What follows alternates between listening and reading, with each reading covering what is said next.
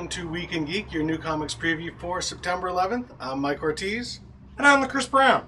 So what do you got? Well, I'm going to start out here with my Valiants. I got Archer and Armstrong, number 13. We are still kind of in their version of the Lost Land, I guess. Still no Turok. Doesn't look like they're going to be able to do that. And it looks like there is some... What is going on there? Some kind of... Okay, so this is a lot like the War That Time Forgot, apparently. Who knew? So now there's planes and dinosaurs, and never mind that. Don't worry about that. It's been a really fun book. I've really been enjoying it. This is by Fred Van Lente, and that is not the only thing I've got by him in my stack this week. It seems like he's been popping up on a lot of things I've been reading. I'm looking at this thing here from Dark Horse. This is called Brain Boy. This is issue number 1. It says the Secret Service's top agent knows exactly what you're thinking. So it's some kind of psychic that's working for the Secret Service. It looked kind of neat, sounded kind of interesting. The whole psychic brainy dude just seemed kind of interesting to me, and I wanted to give that a try as a number 1. And I generally like his writing. He's done, like I said, a few things that I've enjoyed. So then we got a lot of stuff in Marvel. Yes, a lot of Hercules and things like that. Then I'm going to jump to my Vertigos here. We got going before I really made my pile, so I'm slowly sorting this here. Then I've got Astro City number 4. I am caught up on this, and man, I've been loving it. That first issue kind of looks like they're building sort of a larger story, and then they weren't really. I mean, the next story was about a young girl who ends up working for... I can't remember the superhero group with the Samaritan and everybody. Okay. So basically, she's like the 911 service that you'd call in, and she ends up making a mistake, and it was really, really some cool stuff. She makes a mistake that results in a lot of people getting killed, but there was no way for her to know. She ends up kind of saving the day and coming through. These are really, really cool, essentially one-shots looking at a larger universe. It's as if, if Marvel just did that, and just Marvel Comics, and then, one month you get a Spider-Man story, the next month you get... a story about just someone in the city who sees, Reed Richards, just that sort of stuff. Really fun, superhero books from a humanistic storytelling standpoint. The star of the book is the city. Yeah, absolutely. And this is everything that goes on there. Absolutely. Then we've got the Federal Bureau of Physics, issue number 3. The second issue came out like 2 weeks ago. Mm-hmm. So I'm still a little behind on that. I really am curious about this book. It looks like it's very interesting. I like the artwork, but I'm an issue behind. Formerly known as Collider. Yes. At least they didn't change their name to a little squiggly thing. It seems to be a cool book. The artwork is just fantastic. And it's just, these are the people, when something goes wrong with the physics of the world, these are the guys that got to take care of it. Kind of neat. Now I'm going to go outside of my typical wheelhouse here. Usually, I don't have too many adaptations in here, as I often say. And there have been a couple where I've sort of broken that rule. But I'm excited that the Sons of Anarchy starts this week on FX. And we've got a Sons of Anarchy miniseries from Boom Studios. This is going to, for those of you that follow the series, this is going to be Tig-centric. It's going to follow the character Tig. It's going to kind of be a story of him. It's not necessarily going to be a new season or any of the things that so many of these other comic adaptations have done. This is just a story about Tig, and he's, he mentions some strange things in that first episode. I mean, he's got some sick perversions. You don't know what to make of the character at all, and you're really disturbed by him from episode to episode. And then you just kind of start to like him, because they start to, they don't bring up the necrophilia and all the weird stuff every episode. Okay. So you're like, I kind of like Tig. And you're like, I really shouldn't like Tig. And I really shouldn't. He's kind of like Rorschach. You're not supposed to like him. Right, but you really shouldn't. But he's an intriguing character because he's the kind of person you wouldn't let date your sister. You're like, I wouldn't let you even come to my family gatherings. But I'll watch from afar on TV. Perhaps read this miniseries. Then looks like I've only got one Marvel in here this week. I've got, I'm looking at, this is Avengers number 19. This ties into Infinity.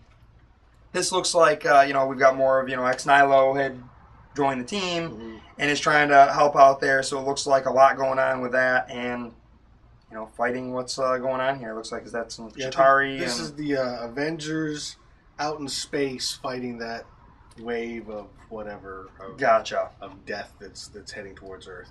And it looks like Captain Marvel is at the forefront in this one. All of these Infinity issue 2s have got this red color tone that's all very consistent, whereas the first issue was the black and blue. Yeah. I really like the cover design on these. My next one here, I'm skipping over to my DCs. I don't read a lot of DC. All the cover gimmicks are doing their thing this month. But, I've been reading Detective Comics. I've been liking it. They did not seem to be written. The last one wasn't by John Layman, and this one is not either. This is Matt Kent.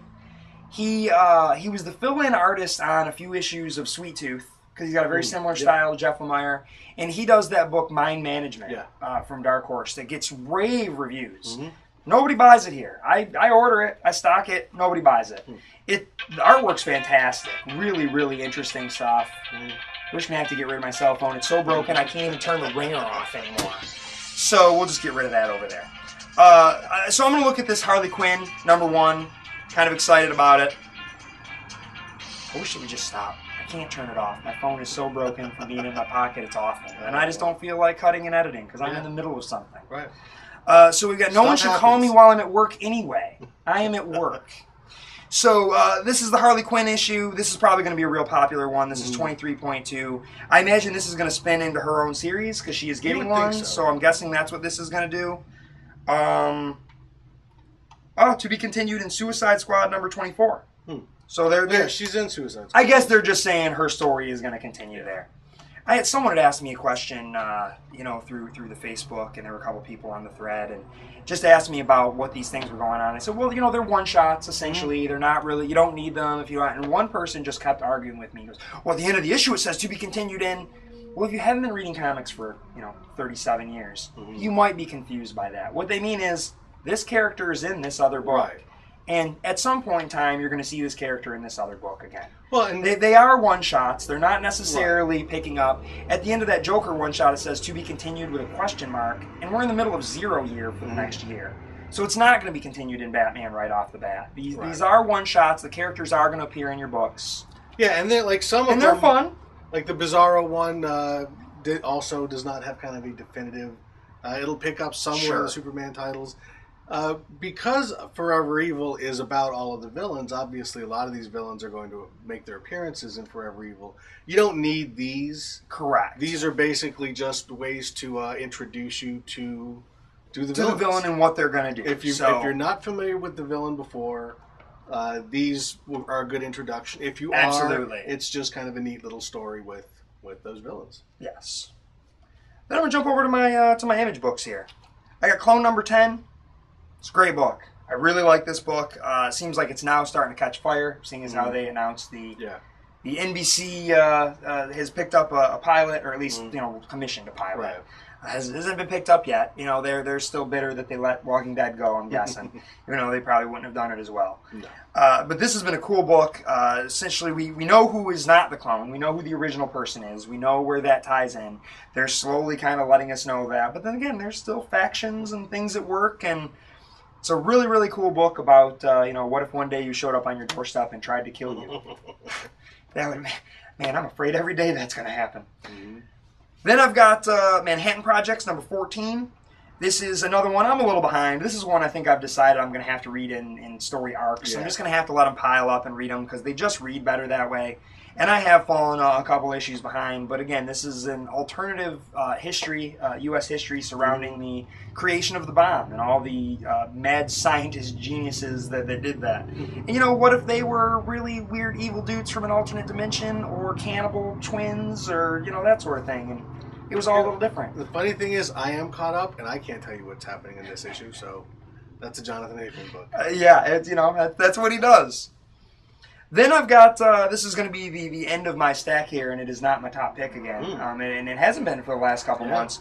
It's been great. It's a great book, we're all building. Will be your top pick. Yeah, I'm sure. We got Walking Dead #114. This picks up after the 113. Don't want to spoil your fun, but it really looked, like someone was going to die in that last one. That doesn't die. And we're the only ones who know it by the end of the page. Rick doesn't know it yet. So there's kind of picking up on that thread of, is one of our group, dead? Negan's taunting them about it, and in comes the cavalry. Ezekiel and Jesus and everybody show up, and it's basically just everything in the last issue kind of hit ahead. We know we're coming after Negan, where the other group's going to stand, what's going to happen, and now we know we are going to war. That's what's going on with that. And when that 115 comes out, I am going to participate in the midnight release. Oh, cool. And I've got a few plans in the works here, so hopefully that'll work out. Very cool. And what do you got there? I'm going to start off with Action Comics 23.2. This is Zod. And on the front cover, we've got General Zod shooting some heat vision beams out of his eyes. If you saw Man of Steel, you know how that turns out. But this, like we mentioned before, this is kind of I guess not the origin of Zod, because he doesn't really have an origin per se. He's a Kryptonian who survived the destruction of Krypton because he was in the Phantom Zone. He's one of the Phantom Zone criminals. So he has shown up briefly in a flashback sequence. Okay. This, I'm sure, it looks like he's on Krypton, so it's going to detail whatever crimes got him sent into the Phantom Zone, and obviously preparing for when he gets out sometime in the New 52.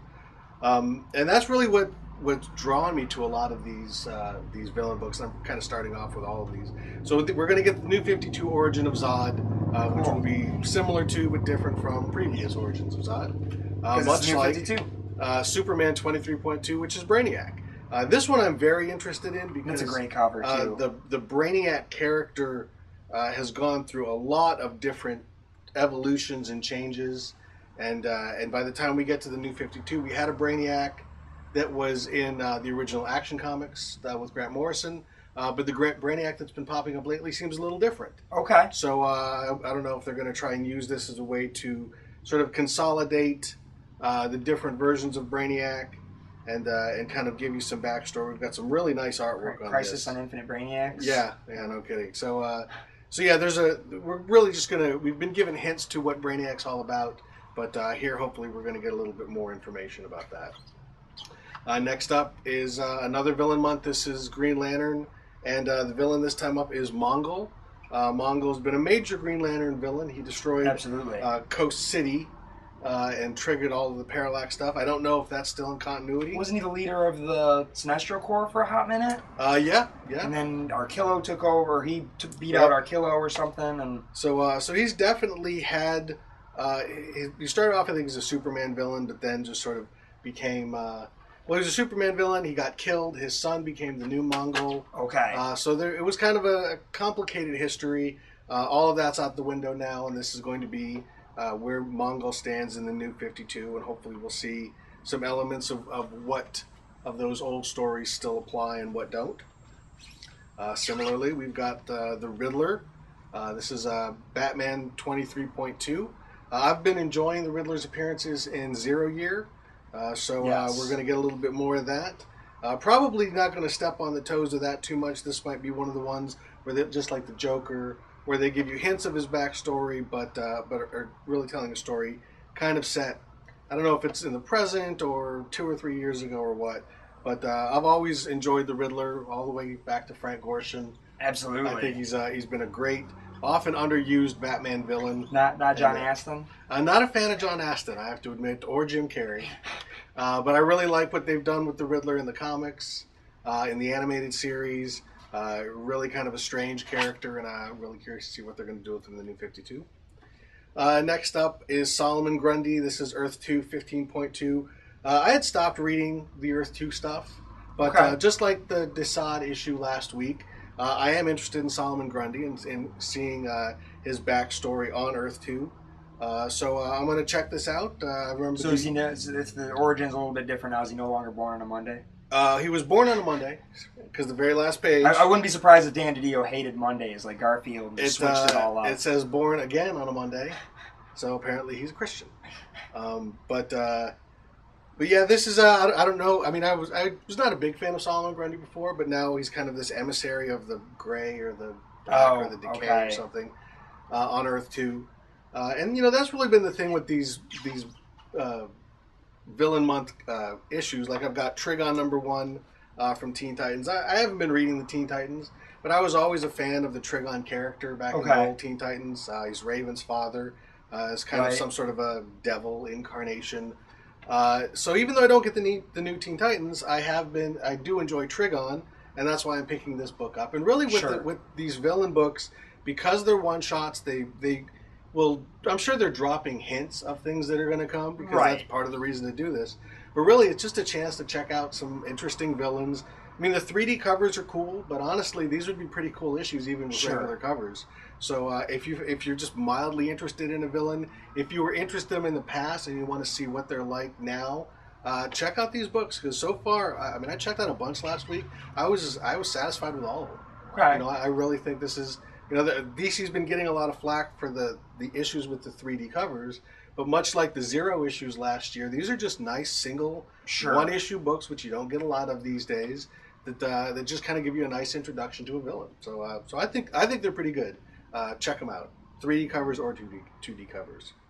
Next up is Fantastic Four number 12. We found out that Matt Fraction is leaving this book to take over the Inhumans.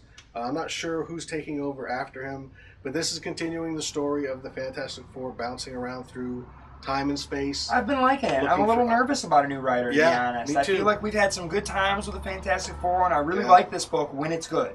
Yeah. And it's been good, and I'm just, you're switching things up on me, and I'm a little nervous. Looking forward to an Inhumans book. Yeah. And I mean, I was a little nervous about Matt Fraction taking over from Jonathan Hickman because Hickman did such a good job. Fraction made it his own. Very completely much. Different. It's much more of a classic, traditional superhero book with great family overtones. So yeah, this has been one of my favorite of the Marvel Nows. Agreed. So yeah, it's sad to see him go. Hopefully, whoever they've got lined up will continue. I know they've got Carl Kiesel doing some, and he kind of comes in and does a lot of work in between arcs for writers. He's a good Fantastic Four writer. Probably continue this tone. I don't know if he's permanent or if he's just a fill until they find someone new. But in any event, this has really been a great book. If you haven't been checking it out, I'm sure once this story is done, they're going to put it all into one nice volume, and that'll be some good stuff. Next up, Infinity: The Hunt. I have no idea what to expect from this. Me neither. It's Matt Kent, who we mentioned earlier, and Steven Sanders. The basic premise, it kind of is a callback to Contest of Champions, which was an old Marvel miniseries where the heroes all basically were in a competition. And this is apparently some sort of competition that ties into Infinity, but it's with the different schools of the Marvel Universe. So you've got like the Future Foundation, and the Avengers Academy, and the Jean Grey School, and there's, I guess, some Wakandan Institute. So that was just kind of an interesting idea that I'd never really noticed all of these schools that exist in Marvel Comics right now for up-and-coming superheroes, and now I guess they're pitted against each other in some sort of academic decathlon kind of superhero-y thing. So that's a neat idea, and it's an Infinity tie-in, so I'm curious as to how that's going to fit into there. This may not go more than one issue in my collection. We'll see if this is pretty good. But the combination of Contest of Champions and now you just sold me on it. Now I'm going to read schools. I didn't even realize the Contest of Champions thing. Oh yeah, that's what got me. And I overlooked Matt Kent because I do really like him. Even has the Contest of Champions logo in there. I think that's the title of the story. But just kind of an interesting idea. I'd never seen anybody come up with like the fight, basically a battle between the schools. And yeah, Marvel's got a lot of schools going on right now. So except for the kids that are over in the Avengers Arena on the Island of Death. Yeah, and I also noticed that the evil mutants from the New Xavier Institute are not involved in this. Really? Yeah, it just looks like it's the Jean Grey School. So they've got the Scooby Doobies and everyone, but no really rottens. Yeah, just the good guys. It's not really the there's no Hellfire Club. The Laugh Olympics. No, it's this is a bunch of nice. You got to leave the really rottens out. That's horrible. Well, they're going to cheat. What was it? Governor of Minnesota. Jesse the Mind Ventura used to say, "Win if you can, lose if you must, but always cheat." Mm-hmm. Just saying. And he was governor. Next up, Kick-Ass 3, issue 3. This has been a pretty solid book. Okay. There's Mark Miller can take things to some dark places. That's why I gave up on it a long time ago. In the last issue, the mother of the character that used to be the Red Mist, who now has a name that you can't say on a family show, her life has been ruined because her son is a supervillain, and now she is shunned and hated by society for something not her fault. Right. I mean, she had a bad kid. Her husband was a crime lord, and it turns out that her son is a psycho. So she's made some bad choices. So she decided that she was going to kill her son. And then she went to kill her son and found someone else there attempting to kill her son, and she killed that guy instead because, she could kill her son, but how dare anyone else? No mama's going to let someone kill their son. Hit Girl is still in jail because the other heroes are a bunch of sissies. So yeah, just some interesting, weird stuff. This idea of these people who really are not superheroes, have no business being superheroes, but they're trying to be superheroes, mostly because they just like superhero comics. Even things like the main character is posing at his parents' grave, saying, this looks like a shot out of Year One. And so it's a bunch of comic book nerds who are out trying to fight crime, and they're probably, realistically, they would all just die. But Mark Millar just has horrible things happen to them instead. This book gets a lot of heat because it is kind of sick and twisted. Yeah. But if you can handle that, and actually, this one's been a little less sick and twisted than the first one, a little less misogynistic and misanthropic, but still, like I said, the last issue ended with a woman attempting to murder her own son. So Mark Millar, he's not going to write a happy book for a while. But if you've liked the other stuff, you're going to like this one just as much. That's my stack. Well, it brings me to the top of my stack here. This is from Image Comics and the Skybound imprint. I'm looking at Ghosted #3 by Joshua Williamson. I love this book. This is a caper story in which our criminal is trying to steal a ghost. There's other stuff going on. There was looked like a little turn at the end of the last issue where one of our, basically someone kind of got killed, but you weren't kind of expecting it to go that way. But they're kind of flashing to how the caper's about to start and what they're doing, and then also trying to get in there. They know they've only got so much time. They can't go into the house at night. So they're trying to figure out whatever they can ahead of time before they can get in there and essentially steal this ghost. They got a crew from one of these ghost hunter shows helping them, and and of course the criminal can never appear on camera if whatever they use like that can't happen. But it's a neat story. I really like the idea of trying to steal a ghost. Kind of fun stuff. So that is beat out Walking Dead for me this week because I'm really loving this thing. I think it's a great book, and you should definitely check that out. Pretty good. I had a tough time. Nothing really kind of rose to the top this week, but I'm going with X-Men #5. This is not a book I normally get, but this is a Battle of the Atom tie-in, and that's why I'm getting it. I really enjoyed those first two parts. We've got the X-Men from the future coming back to the present to tell us that the X-Men from the past can't be here because they're going to ruin everything. So now they want to send the X-Men from the past back to the past. But there's something fishy with the X-Men from the future. Jean Grey doesn't like it, so she takes off. And they take off. And because Hank wouldn't go with her, she takes Scott. So that sort of solves that thing there. Right. Because I was like, well, how are they going to do that if they go back and then you can't really unwrite history? It was a really neat way to do it. And like you said, something fishy going on at the end of that part, too. And we've got who is it? Xavier's grandson, apparently, who looks just like him. And a Lady Zorn that is not who she is. I'm not going to reveal who it was because I didn't see that coming. But if anyone would know that they have to go back. Yes. Someone who you really would not have expected. It was really cool. X-Men from the future that didn't get leaked. Yeah, how did that not? I didn't think about that. I turned that page and I was like, how did I not know this was coming? I'm supposed to know everything. I read Bleeding Cool. So yeah, they snuck in a surprise. So you're supposed to know things that don't even happen. Right. It should have been somebody else. But yeah, a great reveal, something that snuck up on you that makes the future seem a little bit different than what you would have expected. So because they kind of caught me by surprise, and once again, all of this Bendis X-Men stuff has just been fantastic. Even though this is not Bendis, this is Brian Wood. All of this stuff is going to fit together, and even though I don't normally get this book and I'm not really big on crossovers, I'm not going to miss any chapters of this story. Me neither. No, I'm in for the long haul. Yep. So, be sure to check these out at your local brick and mortar store, preferably Comics and More. Mm-hmm. And that is your Week in Geek. And don't forget, this week, Saturday, September 14th, we're going to have the writers of Hoax Hunters in here. Mm-hmm. So, as well as Mike Ortiz signing that Hoax Hunters #10. So be sure to check that out. Definitely come on in. And if you want, pre-order it if you're out of town, and we will get that signed for you and ship it out. Yep.